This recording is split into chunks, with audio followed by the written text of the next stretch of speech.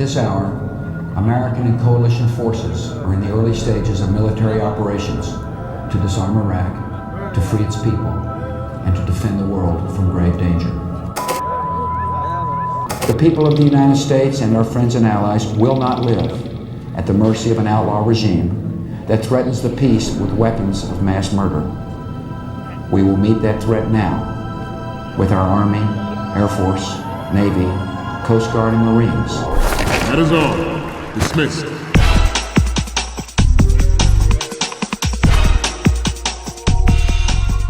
We, the Marines, will lead the charge into a new world order with Metal Gear Reign.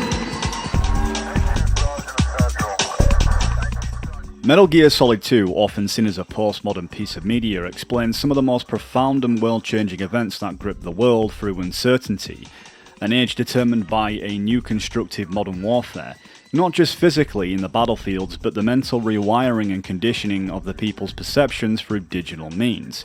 Information warfare, propaganda in all of its forms, to label oppositions and threats under the axis of evils.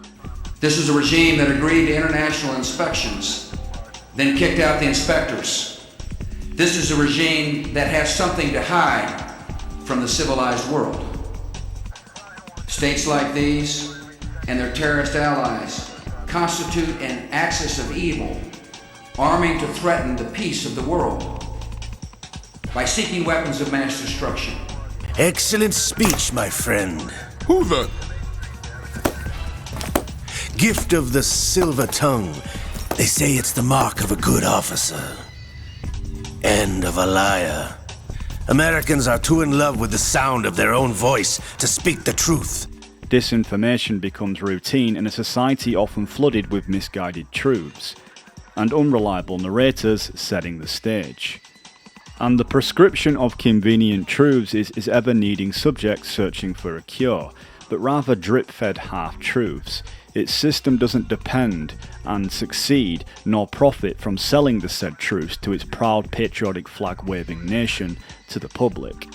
Often disguised as our ruling nation's mechanisms, on the surface is pictures of heroes rather than those who exploit vulnerability in many means, or even ones who are just used as pawns in the playing field. The surface is often the illusion to the dark murky waters of reality. We are often misguided by the spread of misinformation, which becomes our perceptions. A prominent Palestinian-American book writer known as Edward W. in his book Orientalism in 1978 exposed how the West has historically represented the East. His most famous quote states, "Every empire tells itself and the world that it is unlike all other empires." Many nations are guilty of this throughout history, through means of propaganda or fear, or even something as complex as Orwell's doublethink, which in the latter represents exactly that. Most people are aware of their toxic traits of their countries, but choose to go along with the narratives of the party or such entity in which governs them. Looking further into Metal Gear Solid 2's narrative, it highlights predominantly the American condition. New York, in all of its settings, is the perfect backdrop, just as the Cold War to Metal Gear Solid 3. Metal Gear Solid's placement in New York is to demonstrate the chain of events prior in the Iraq and Afghanistan war of modern warfare. Metal Gear Solid 2 places itself years just after these events that ultimately changed the world. New York was the center stage that would unfold the chain of retaliation between nations. With the disastrous effects of 9/11 and the Twin Towers that sparked these wars, still remains unclear and quite controversial for the reasons on actually how it came to unfold.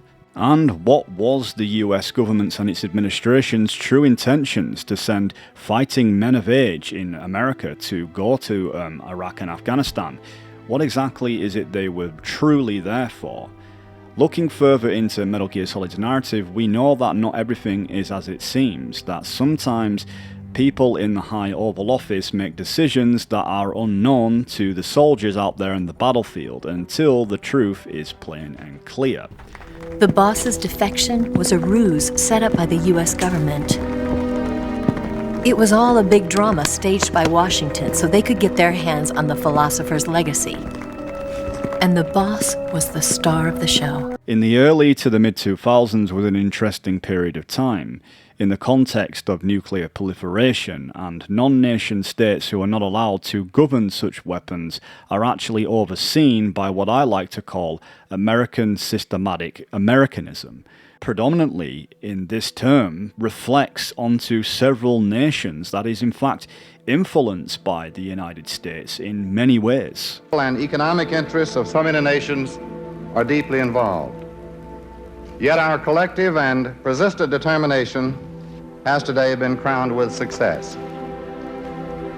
Today we are here to add another stone to the edifice which one day we all pray will ensure lasting peace to mankind through complete and general disarmament.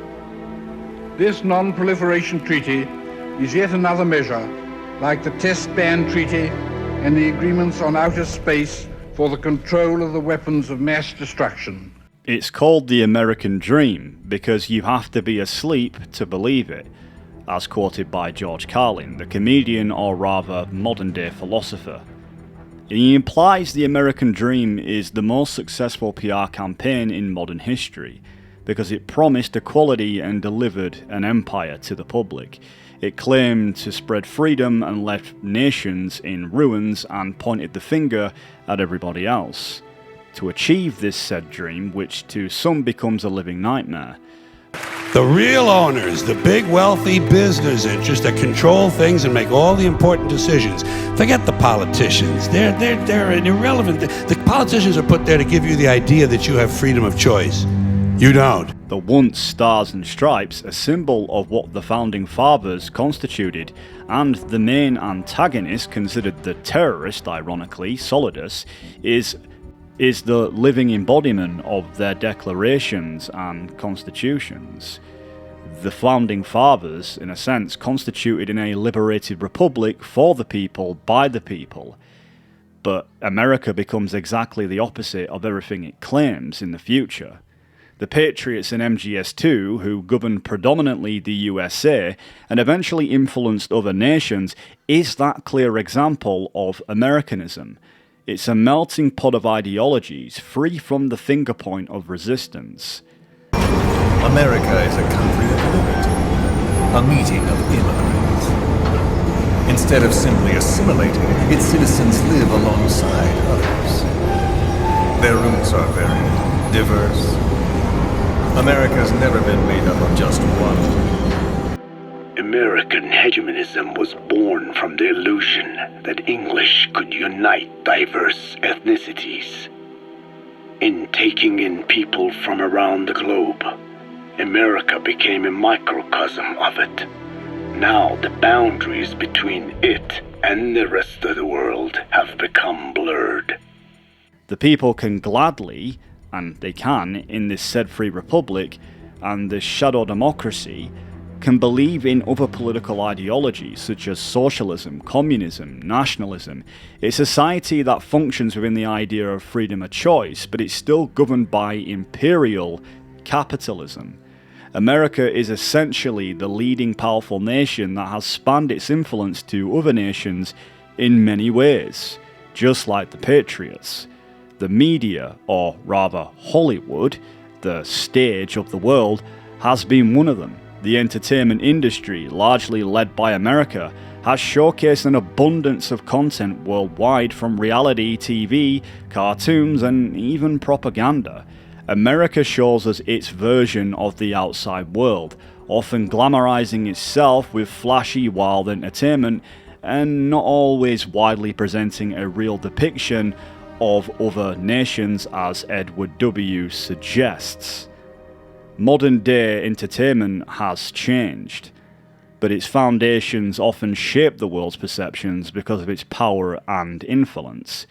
In movies, the Americans were always the heroes, the cowboys were the good guys, the Indians were the bad guy, and usually anyone who else was the bad guys, like the Russians, would always be the typical American movie or video game. America wins wars for freedom rather than exploit. The enemies are always evil, communists, terrorists, dictators, often with no justified reason to oppose American ways, who in that same right, in that reflection, could be just that. The United States fired a missile from a drone at a car in Kabul. It was parked in the courtyard of a home, and the explosion killed 10 people, including 43-year-old Zamarai Ahmadi and 7 children, according to his family.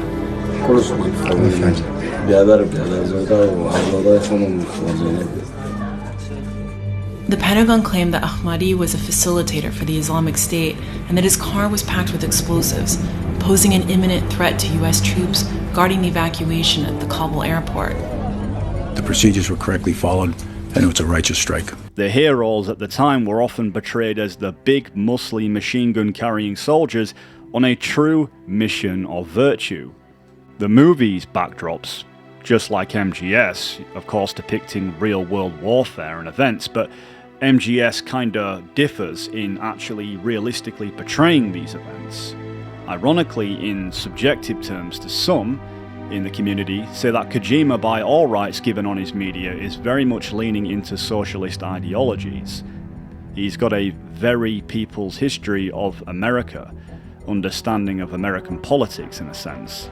In my view, Kojima has himself far surpasses any ideology that most people identify with politically, but intellectually showcases said ideologies in the human condition of his media.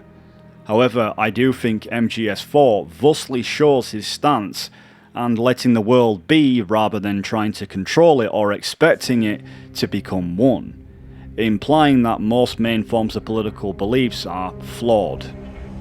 What we've seen in his games is a reality in entertainment rather than something falsely depicting events to glorify the American way, rather than showcasing the truth to the collective of people. And in all of it, the US brands itself as the hero, and the world absorbs it either through fear, demand, or just acceptance. But of course through movies, mostly, and video games, and media pipelines. Oh, relax, Jack. It's a war on terror. We're not out to kill civilians. Extremists, lawless gangs, madmen. Of course, that would have to include you. Wouldn't want any eyewitness reports complicating the message. They want to shake the will of the civilized world. 2 years ago, I told the Congress and the country that the war on terror would be a lengthy war, a different kind of war, fought on many fronts, in many places. Iraq is now the central front. In Vietnam, millions were killed over a lie. In Iraq, an entire country was devastated over false WMD claims. We were told we were fighting the terrorists, and the real terrorist was me. Quoted by Michael Preisner, US Army veteran. We were told we were fighting terrorists. The real terrorist was me, and the real terrorism is this occupation. Bush's speeches after 9/11 dripped with moral absolutism. He spoke of a global struggle of good versus evil, and clearly no in between. America, again, was the good guys, and everyone else was bad. He claimed Iraq had weapons of mass destruction, that Saddam Hussein was an imminent threat, that the US had to act preemptively. However, as it was revealed and confirmed by declassified intelligence, the UN inspectors and whistleblower leaks, there was no WMDs, no imminent threats, so most of that campaign turned out to be unnecessary. The timeline between Metal Gear Solid 2 and its events prior are crucial to understanding its events, such as weapons of mass destruction, nuclear proliferation, and the war on terror, as I spoke briefly, or actually quite for a long time, on my video right here. In 2000, a year before 9/11, Saddam Hussein announced Iraq would be selling oil in euros, not dollars. This was a direct threat to the petrodollar system, The global oil market depends on countries buying oil with US dollars. That keeps demand for the dollar high, propping up US economic power and funding American debt. Essentially, it's beneficial to the US. If Iraq had succeeded in shifting oil markets away from the dollar, it could have sparked a domino effect. Other oil-producing nations like Iran or even Venezuela might follow suit. The dollar's global supremacy would weaken. America's financial empire would feel the blow. Hence why in this same reflection, we see why Solidus at the time wished to topple the likes of the business sector of America by destroying its financial sector, rendering the US economy ineffective, as everybody else would be somewhat liberated from America's financial control. I'd hoped to trade my way into their ranks, but Solidus preferred rebellion. Outer heaven, his plan to unleash a nuclear blast over the skies of Wall Street to break the Patriots' control of the business community, is also a key factor in his offensive effort. After World War II, for example, the US didn't just help rebuild the world, it took large control of the global economy. It's said that 88% of the global foreign exchange involves the US dollar.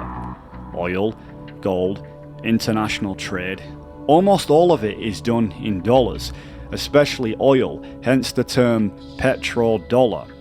The petrodollar with Saudi Arabia in 1974, the US ensured that the oil, the world's lifeblood, in the Middle East, would only be sold in dollars. In exchange, the US promised military protection and political support to the House of Saud.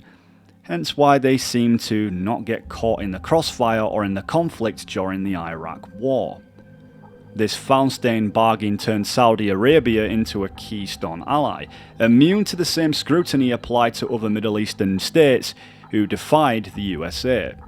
Iraq and Iran, by contrast, rejected that order, hence countries like Saudi seemed to be spared and others invaded under the guise of war on terror. Saddam Hussein was a brutal dictator, no question, but he was also once a US ally, particularly during the Iran and Iraq War in the 1980s.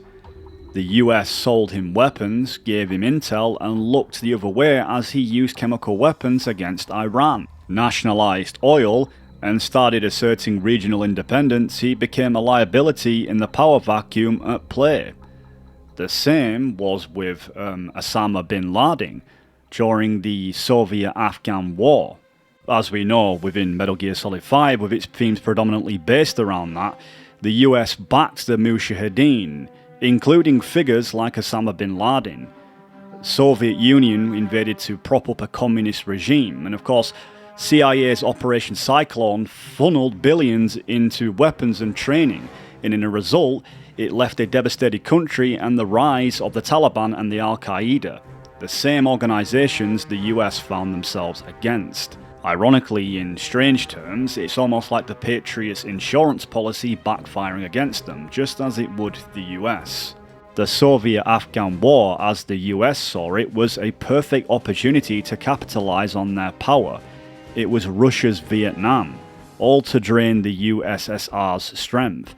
Of course, Russia would fear losing influence over Central Asia and access to oil and gas routes that I'm sure the US gladly would capitalize on. After the Soviet-Afghan War, bin Laden eventually turned against the US, seeing its military presence in the Middle East growing stronger, especially in Saudi Arabia, all as a form of their occupation.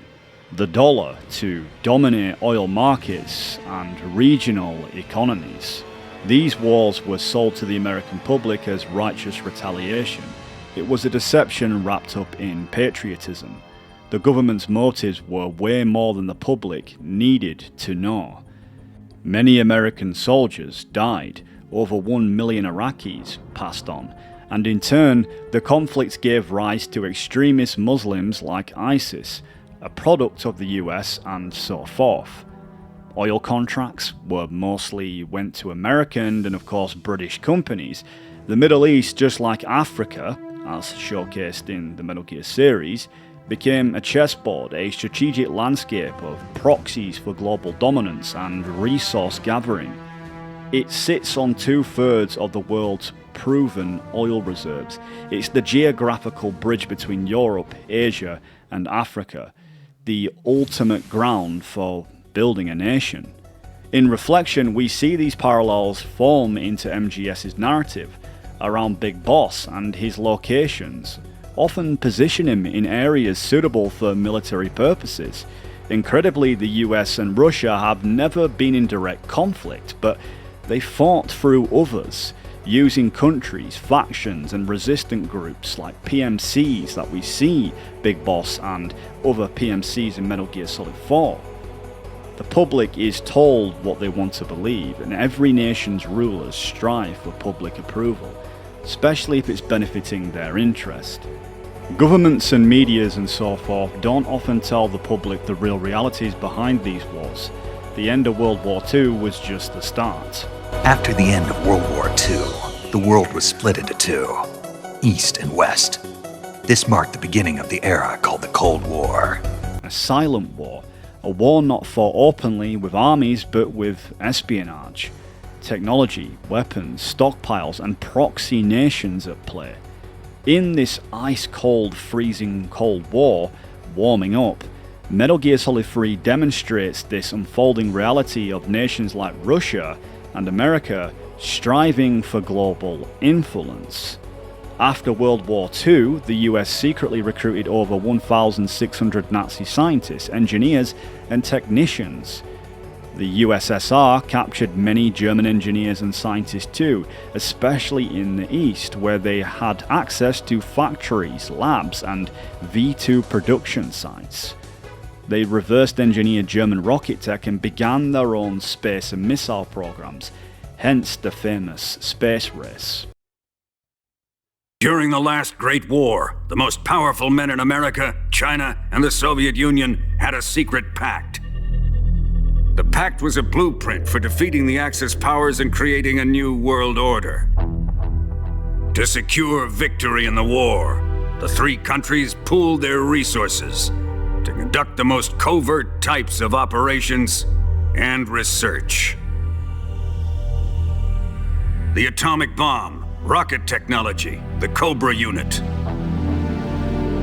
And they amassed an enormous sum of money to fund these projects, enough to fight the war 5 times over. That wealth is the philosopher's legacy. After the war was won, the three countries were to divide the philosopher's legacy amongst themselves. This explains why the United States and the Soviet Union were able to steal away the best scientific minds in Germany as soon as the war ended. After World War II, the US came out economically sound. It suffered no destruction at home. The American dream was well and truly on its way to becoming alive. Unlike Europe or Japan, which was blown to pieces. The US held 2/3 of the world's gold reserves. Its industries, its banks and corporations exploded in global influence, in contrast to Russia, who lost over 25 million people and had devastated infrastructure. It gained territory and influence in Eastern Europe, but economically lagged behind the US. The stretch of the Cold War that never truly ended in 1991, it was more than a means of ideologies between capitalism and communism views. It was a means to shape the future, to carry on the fight in endless battle for the future of technology, weapons, currencies, resources, alliances. Both the US and Russia had several sectors to ensure each nation's security, mainly including mutually assured destruction, known as MAD. A direct war just wasn't viable, knowing the risks for either side, and this pretty much eliminated the need for invasions. Instead, they fought in countless proxies, as we see in Metal Gear once again, in battlefields like Vietnam, Korea, Afghanistan and Angola, Latin America and the Middle East, all breeding grounds for these proxies between Russia and America. At the supposed end of the Cold War, The Soviet Union collapsed, the US stood alone as the sole superpower, and US military bases spread across Central Asia, Europe, and the Middle East, improving their strategic methods, especially in nuclear proliferation or nuclear advancements. But Russia didn't forget, and the Cold War never truly ended. But we're not seeking, say it again, we are not seeking a new Cold War. As implied in MGS-2 during the tanker incident, Russia and America control the scene. The Gorlukovich unit under Sergei's command has been victims of what the boss calls the times. They are, in essence, mercenaries of the Cold War. The crushing defeat of the silent Cold War with the Americans is to regain supremacy with their Metal Gear Ray project. The attempted hijacking is a means to regain power that Russia needs to reclaim, with Ray being the key when America stole the silent victory. What do you intend to do with Ray? Sell it on the streets? I was raised in Snezinsk, formerly known as Chelyabinsk 70, the nuclear research outpost. What are you talking about? After the Cold War ended, my home was bought out by the Americans. Is there a point to this sad story? None you would understand. Land, friends, dignity, all sold to the highest bidder, the United States of America. Even the technology that gave birth to these weapons is Russian, developed by us. What do you intend to do? Russia will rise again. And Ray is the key. Americanism becomes the leading police of the world, and with it has a major stance on nuclear proliferation. To other smaller nations, mirroring big bosses on nations who wish to stand up against the US in any means possible. Economically, for most, is just impossible, but a nuclear weapon ensures deterrence from Western imperialism to prevent US global dominance and invasion. In time, they began to dictate the fate of entire nations from the shadows. And before we knew it, the Patriots, the proud police of the world, started bringing an entire planet under their control. After World War II, when the US dropped atomic bombs on Hiroshima and Nagasaki, the world saw a terrifying kind of new power. The US alone at the time held that power, only for a few years, but the race to possess nuclear weapons began indefinitely. To stop everyone from possessing nuclear weapons, the US actually pushed for the Non-Proliferation Treaty, NPT, in 1968, with most nuclear states like Russia and China in agreements to keep their stockpile, along with places like India and Pakistan in the future. This treaty, backed by international pressure and sanctions, and of course because of the American influence. When independent nations not aligned with the US's ways, the big brother of the battlefield ensures its safety and control. Nuclear proliferation is a concern, yet ironically the only country to ever use weapons of mass destruction is the United States. Denying nuclear capabilities, as some would argue, is the example of America's policing of the world. Nuclear weapons as a deterrent makes invasions near impossible without the fear from all-out mass destruction. The kind of power the US doesn't want to allow to other nations tied with its opposition. The North Korean regime remains one of the world's leading proliferator of missile technology, including transfers to Iran and Syria. The transfer of nuclear weapons or material by North Korea to states or non-state entities would be considered a grave threat to the United States. Nuclear proliferation is considered a threat to the United States, especially if it threatens their interest, as showcased, but it also mirrors real-world events in Metal Gear Solid. Big Boss had NATO, the entire US's forces from Europe and around the world, to destroy his small nation. Iran, for example, is a key strategic partner for Russia and China. Russia doesn't want another country in its backyard to fall under US's control, as is the case today with the new proxy war with Ukraine and Russia and America's involvement, and Russia not wanting Ukraine to be a part of NATO, which is America's alliance, which poses a threat right at their front door. Some could say Russia's strategy is to restore a multipolar balance where no single power dominates. Essentially, large nations are tiptoeing around in war games. Nuclear weapons are power and insurance. That's why the US will do anything to stop a potential rival from crossing that line. But once they do, like North Korea or Pakistan, the strategy switches from prevention to containment. Nuclear proliferation is contained, but to an extent. The US wants to keep nuclear power exclusive because it enforces a world order it controls. When countries like Iran challenge that, it threatens the military, political and economic supremacy the US has built since World War II. As the Metal Gear series implies, when the philosophers split apart, the world was now divided because of it.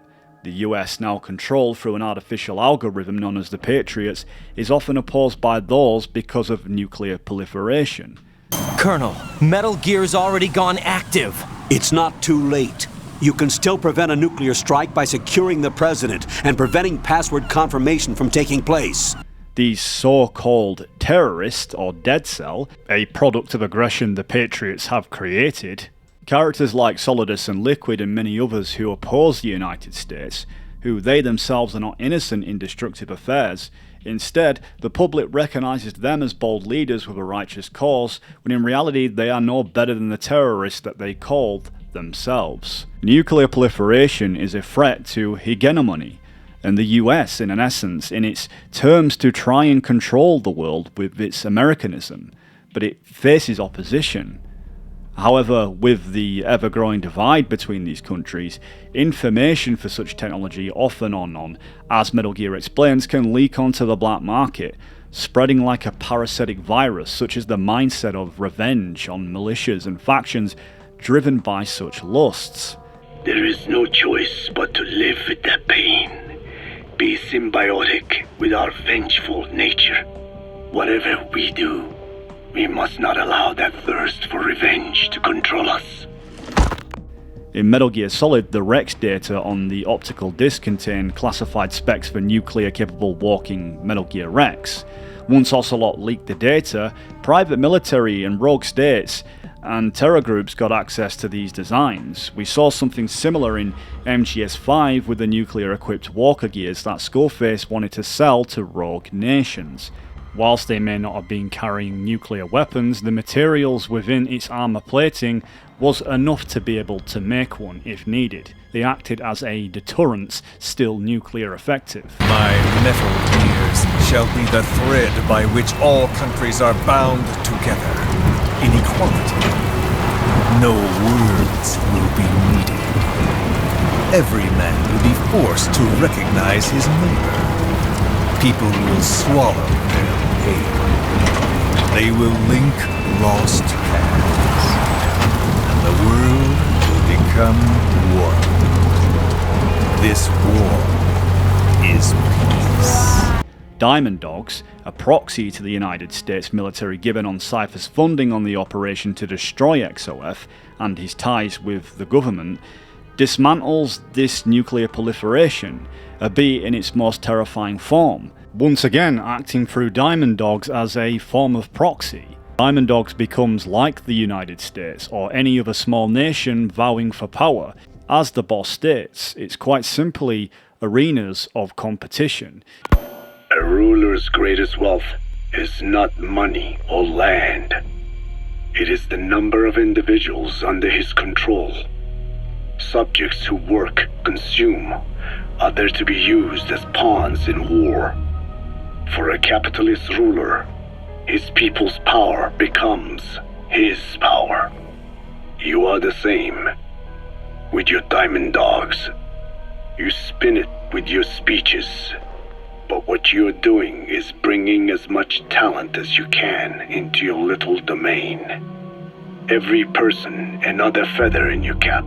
The United States are not guilty. They are simply just ahead on the leaderboard that others wish to challenge. If anything, warfare becomes like a sport. for the world could have been essentially a live wire, with any nation states and neighbours carrying nuclear arms, which in turn threatens America's power. What if you then introduced a nuclear weapon anyone could get their hands on? Non-nuclear nations, militant groups of all shapes and sizes, they'd all jump at the chance. Sahelanthropus was a marketing tool to sell nukes all around the world. But I think it's safe to say that plan was stamped out before it got up and running. The world's intelligence agencies never did turn up anything conclusive on it. Thankfully, Ocelot's leak didn't spark what Skullface envisioned, but gave the opportunity for others to create a weapon capable of launching ICBMs, if it could make or acquire them. And that same stance is exactly what mirrors in the real world of the black market. Many people might have the means to be able to use one, but they don't have the technology or the equipment and resources to make nuclear weapons. As the gatekeepers, the US, Russia and China, and others monitor radiation signatures, supply chains and communications, and even have satellite detection systems.